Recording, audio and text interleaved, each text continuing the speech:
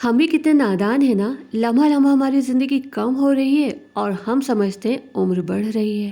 ہمارے پاس کسی بھی چیز کا اسٹاک ہو اور اس میں سے خرچ کریں تو کہتے ہیں فلاں چیز کم ہو رہی ہے، اور جب ہماری سانسوں کا یعنی عمر کا اسٹاک کم ہوتا ہے تب ہم کہتے ہیں کہ عمر بڑھ رہی ہے۔ اس طرح تھوڑی سی ناانصافی تو خود ہم اپنے ساتھ کرتے ہیں، تو پھر دوسروں کے ساتھ انصاف کیسے کریں گے؟ اب دیکھیے نا، میں ایک مسلمان ہوں، نبی صلی اللہ علیہ وسلم کی امتی، قرآن پر ایمان ہے، پورا یقین ہے کہ قرآن آسمانی کتاب ہے، مرنے کے بعد ہر سانس کا حساب دینا ہے، ہماری منزل آخرت یعنی مرنے کے بعد والی زندگی ہے، اور یہ تو سبھی کہتے ہیں کہ زندگی ایک سفر ہے۔ ہم مسلمان ہیں، ہمارے یقین ہے کہ قرآن میں ہمیں سکھایا گیا ہے کہ یہ سفر ہمیں کیسے طے کرنا ہے، لیکن ہماری مجبوری کہ قرآن عربی میں ہے اور ہم ہندوستانی مسلمانوں کو عربی آتی نہیں، تو ایک طرح سے ہم اپاہج ہیں۔ ہم میں سے ہر کوئی یہ سفر کسی کے سہارے طے کر رہا ہے۔ پچھلی آڈیو میں کہی گئی بات پھر سے دہراؤں گی کہ ہم بیساکھیوں کے سہارے یہ سفر طے کر رہے ہیں، اور بہت ضروری ہے کہ ہم چیک کریں کہ بیساکھی کہیں سے ٹوٹی یا چٹکی ہوئی تو نہیں ہے، کیونکہ اگر بیساکھی صحیح نہیں ہوئی نا تو ہم ایسے گریں گے کہ اٹھنا مشکل ہو جائے گا، اور کئی لوگ بہت بری طرح سے گر چکے ہیں، ایمان کے اعتبار سے گر چکے ہیں، اخلاق کے اعتبار سے گر چکے ہیں، کیریکٹر کے اعتبار سے گر چکے ہیں، معاملات کے اعتبار سے گر چکے ہیں۔ اس ناچیز کا فی الحال مقصد صرف اتنا ہے کہ ہم مسلمان ایک بار اچھے سے چیک کر لیں کہ ہم نے جو بیساکھی پکڑی ہوئی ہے وہ مضبوط ہے یا نہیں، یعنی ہم نے جس مذہبی رہنما کا دامن تھاما ہے وہ پرفیکٹ ہے یا نہیں، کیونکہ قرآن کہہ رہا ہے کہ اے ایمان والو، کہ اگر کوئی فاسق آدمی تمہارے پاس کوئی خبر لے کر آئے تو خوب تحقیق کر لیا کرو، ایسا نہ ہو کہ کسی قوم کو نادانی میں نقصان پہنچا دو، پھر تم کو اپنے کیے پر شرمندہ ہونا پڑے۔ فاسق اسے کہتے ہیں جو جھوٹ بولتا ہے، دھوکہ دیتا ہے، چغلی کرتا ہے، جس کے معاملات اچھے نہیں ہوتے۔ اسی طرح کی برائیوں میں ڈوبا ہوا انسان فاسق کہلاتا ہے، اور فاسق کی تو گواہی بھی قبول نہیں کی جاتی، کیونکہ بات یہاں بیساکھی کی ہو رہی ہے نا، تو توجہ دلانے کے لیے ایک ایگزامپل لوں گی۔ ہمارے کانٹیکٹ میں ایک مسلمان لڑکی ہے جس نے اپنی کافی عمر غفلت میں گزاری، یعنی دین سے اس کا کوئی لینا دینا نہیں تھا۔ اب اس کے اندر طلب پیدا ہوئی تو وہ مجھ سے طرح طرح کے سوال کرتی ہے دینی معاملوں میں۔ کچھ وقت پہلے کی بات ہے کہ ہمارے گھر ایک مذہبی رہنما آئے۔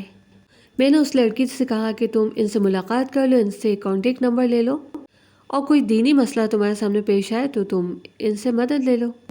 میں بھی اکثر ان سے مدد لے لیتی ہوں۔ تو جب وہ میرے گھر آئے تو میں نے اس لڑکی کو بھی بلا لیا، پھر وہ صاحب جس کمرے میں بیٹھے تھے ہم دونوں اس کمرے میں گئے، ہم دونوں نے سلام کیا، انہوں نے سلام کا جواب دیا، اتنے میں ان کے پاس کوئی فون آ گیا، تو وہ صاحب فون پر کہنے لگے میں بھی راستے میں ہوں، بس کچھ وقت میں پہنچنے والا ہوں۔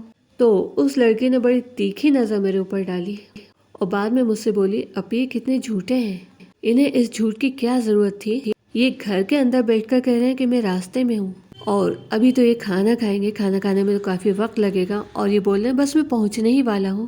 تو اس سب جھوٹ کی انہیں ضرورت کیا تھی؟ واقعی انہیں جھوٹ کی ضرورت ہی نہیں تھی۔ وہ بتا سکتے تھے کہ میں فلاں انسان کے گھر میں بیٹھا ہوا ہوں، اور وہ کوئی ایسی ویسی ہستی نہیں، وہ کہیں سے قرآن کا درس دے کر آ رہے تھے، یعنی قرآن کی تعلیم دے کر آ رہے تھے، اور ان کی کلاس میں سینکڑوں ہی نہیں کئی بار ہزاروں لوگ اکٹھا ہوتے ہیں۔ جو انسان خود اتنا بے وجہ کا جھوٹ بولے گا تو لوگوں کو کیا سکھائے گا؟ بھولے بھالے مسلمانوں تک یہ بات پہنچانا چاہتی ہوں کہ دیر ہونے سے پہلے جاگ جائیے۔ صرف اچھے اچھے اسٹیٹس ڈالنے سے یا نعرے لگا کر ہماری زندگیوں میں انقلاب نہیں آئے گا، ہماری زندگیوں میں کوئی سدھار نہیں آئے گا۔ ہمارے حالات تب سدھریں گے جب ہم خود سدھریں گے۔ بہت ضروری ہے کہ ہم اپنی قوم کے ذمہ دار لوگوں کی ان چالاکیوں کو بھی سمجھیں کہ جب اپنی ذمہ داری ٹھیک سے نہیں نبھا پائے تو اپنی قوم کے بگڑے ہوئے حالات کا ذمہ دار کسی اور کو ٹھہرا دیا کہ فلاں کی وجہ سے ہم پریشان ہیں۔ اور میں علماء حق کی بات نہیں کر رہی، بہت اچھے اچھے علماء ہیں، بہت اچھے اچھے حافظ قرآن ہیں، لیکن اکثر ہی عوام کی پہنچ ان تک نہیں ہو پاتی، وہ عوام کے مسئلے نہیں سلجھا سکتے۔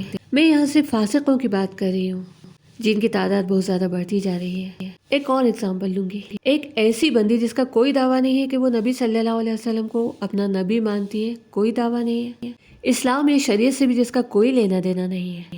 اگر ایسی کوئی لڑکی ہمارے نبی کی شان میں کوئی گستاخی کر دے تو ہم نعرے لگاتے ہوئے سڑکوں پر اتر جائیں، اور دوسری طرف وہ مولانا جو چہرے پر نبی کی سنت سجاتے ہیں شان کے ساتھ، یعنی داڑھی رکھتے ہیں، ٹوپی لگاتے ہیں، ٹخنوں سے اوپر پاجامہ پہنتے ہیں، اپنے آپ کو عالم یا حافظ ہونے کا دعویٰ کرتے ہیں، ایسے مولانا جب اپنے ہی اسٹوڈنٹس کو اپنی حیوانیت کا شکار بناتے ہیں تب مذہبی پیشوا بھی خاموش، عوام بھی خاموش۔